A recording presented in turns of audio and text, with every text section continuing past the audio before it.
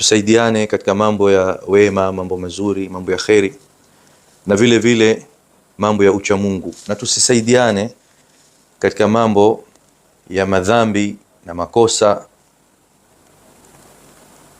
na upotofu na mambo ya uadui.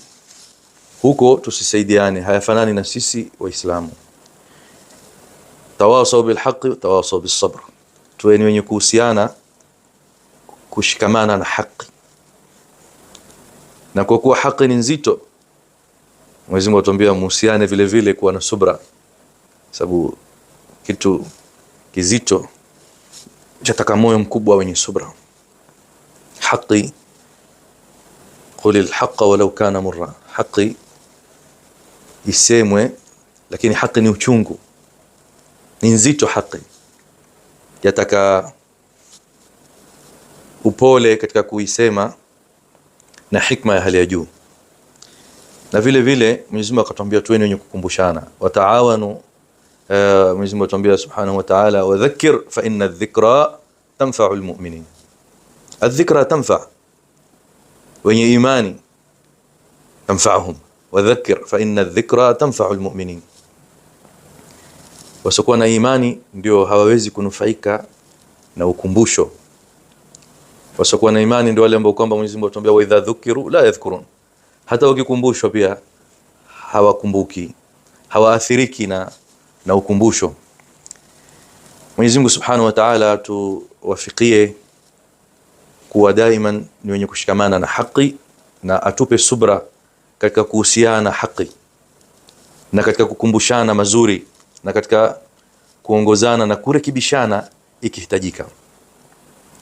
Moja kwa moja niingie katika sulbil mawdhu', lengo la clip hii ambayo kwamba nairekodi saizi ni saa 9:30. Nimeshindwa hata kulala kwa sababu ya hisia zangu zimejeruhika sana, na naamini ni wengi katika Waislamu, bali ni haki ya kila Muislamu hisia zake ziumie na moyo wake upate huzuni kwa jambo ambalo kwamba limetokea, kwa kosa ambalo kwamba limetendeka bila kukusudiwa, bila kupangiliwa. Ni jambo ambalo kwamba ni khata'un afawi, ni kosa ambalo kwamba limejitokeza.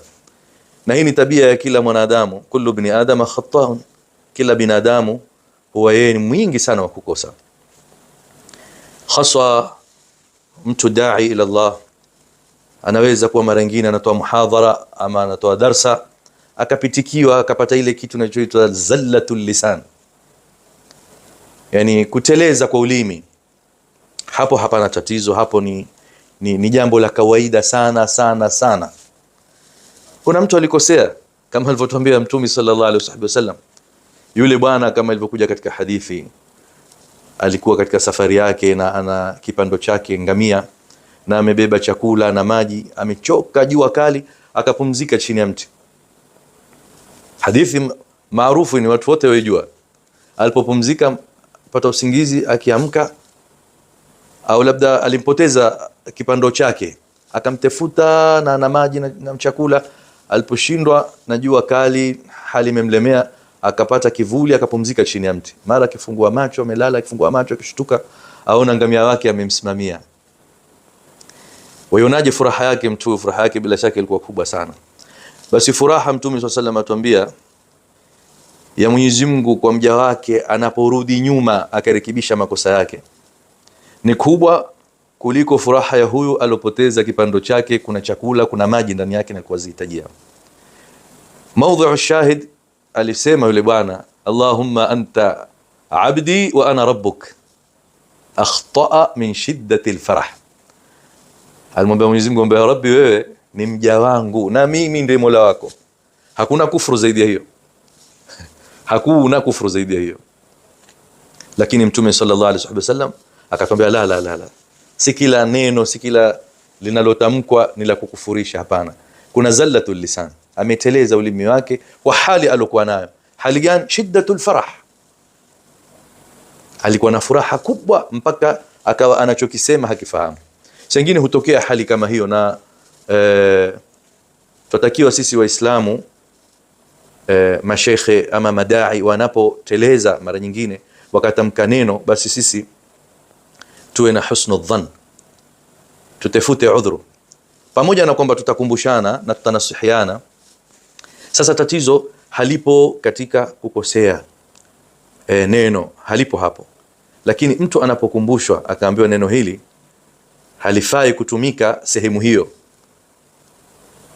akaanza kujitetea, kutetea kosa lake, na kosa lile si kosa dogo, ni kosa kubwa, sababu tutatizama yule mtu nani yule aliyokosewa. Bila shaka Sayyidatuna Khadija bintu Khuwailid zawjatu an-nabiy al-akram sallallahu alayhi wa alihi wa sahbihi wa sallam, wa jaddatu ahli al-bayt, awwal man aman min hadhihi al-umma, wa kwanza aliamini Sayyida Khadija. Wamesifiwa sana Sayyidatuna Khadija na mwenyewe Mtume sallallahu alayhi wa sahbihi wa sallam. Hata siku moja Sayyida Aisha aliposhikwa na wivu akamwambia, hal kanat illa ajuz qad abdalaka Allahu khayran minha, akamwambia la wallah ma abdalani Allahu khayran minha, amanat bi hina kafara bi an-nas wa wasatni bimaliha wa nafsiha. Tumemsifu sana Sayyidatuna Khadija. Sayyidatuna Khadija alipata salamu kutoka kwa Mwenyezi Mungu Subhanahu wa Ta'ala, wa hiya ala qaid al-hayah wa wasita wa Jibril alayhi salam. Kwa hivyo sio yote Sayyidatuna Khadija, alauti falam tudrak maqamatuki al-kubra faghayruki la tud'a wa in 'azamat kubra wa kam fi nisa'i al-'alamin 'azimatin walakinnaha in qurinat biki fas-sughra.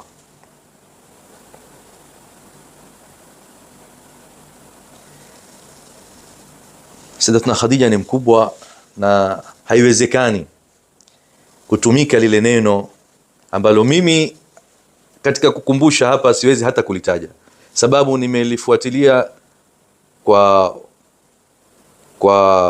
wanaojua lile neno na wanaolifahamu kwa kulisikia kwa wahusika walolileta lile neno, kwamba halifai kuitwa Sayyidatuna Khadija, yani kupewa jina kama hilo.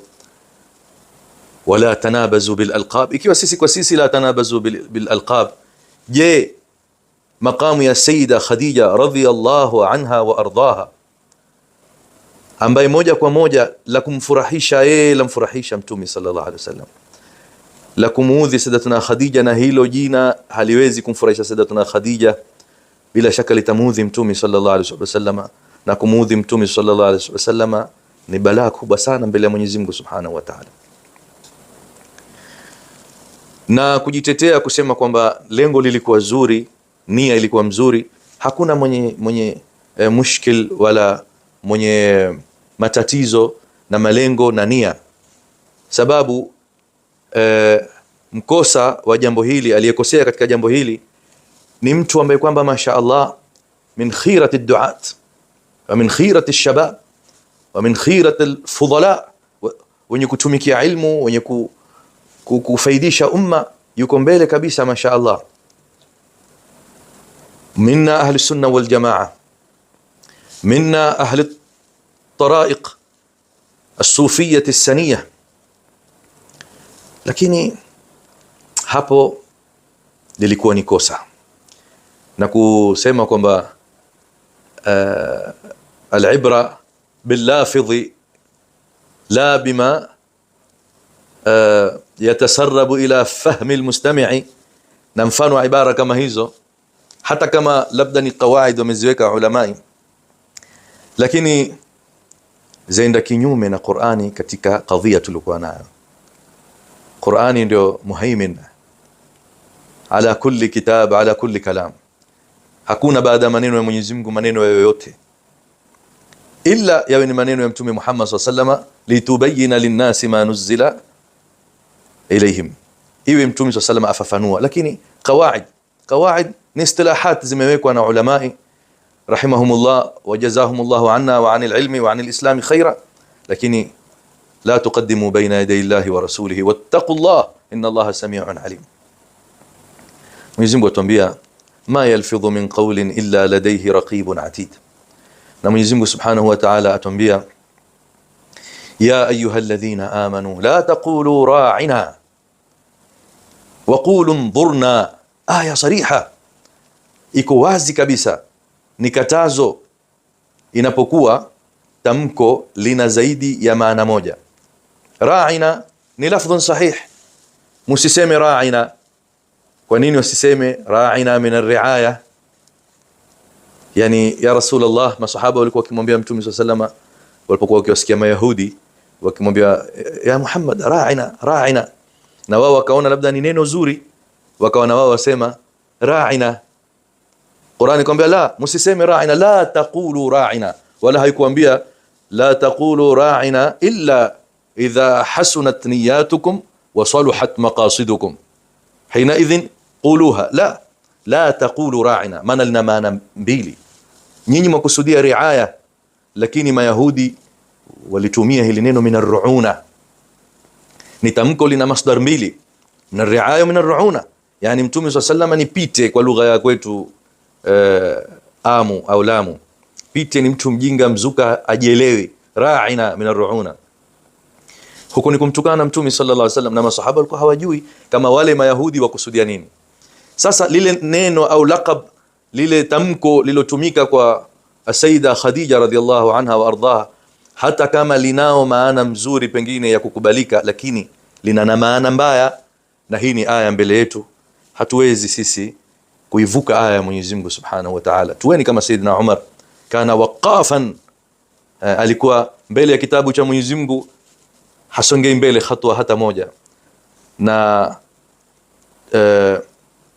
kama kuna heshima ya kulindwa, kama kuna cheo kikubwa, basi ni cheo cha Sayyidatuna Khadija, si cheo cha yoyote mwingine katika afradil umma, mahma ala sha'nu wa kabura maqamu, si mbele ya Sayyida Khadija radhiyallahu anha wa ardhaha. Ndugu zangu, hii ni nasaha kwa aliyekosea, na iwe ni ibra kwetu sote. Duat ila Allah, tuwe makini katika matamshi tunayotumia. Pengine mtu aweza kunilaumu, basi mbona umetoka kwenye umetoa clip ama umekuja kwenye mitandao kutoa nasaha? La, ndugu zangu, ule utaratibu unaotakiwa nimeufuata kwa ukamilifu, lakini lilasaf sikupata tashjii yoyote wala taayid yoyote kwa upande wa alohusika na kosa hilo. Kwa hivyo nimeona ni wajib kurekebisha na kusema wama tawfiqi illa billah in uridu illa al-islah ma istata'tu wama tawfiqi illa billahi al-ali al-azim. Mwenyezi Mungu atatujalia ni wenye kupendana na ni wenye kushikana na ni wenye kukumbushana. Tusisubiri kuambiwa na wengine, sisi kwa sisi tuambiane, sisi kwa sisi tukumbushane, na huko ndiko kupendana na huko ndiko kusaidiana. Walhamdulillahi rabbil alamin, wa sallallahu wa sallama ala khairi khalqihi sayyidina Muhammadin wa ala alihi wa sahbihi ajma'in.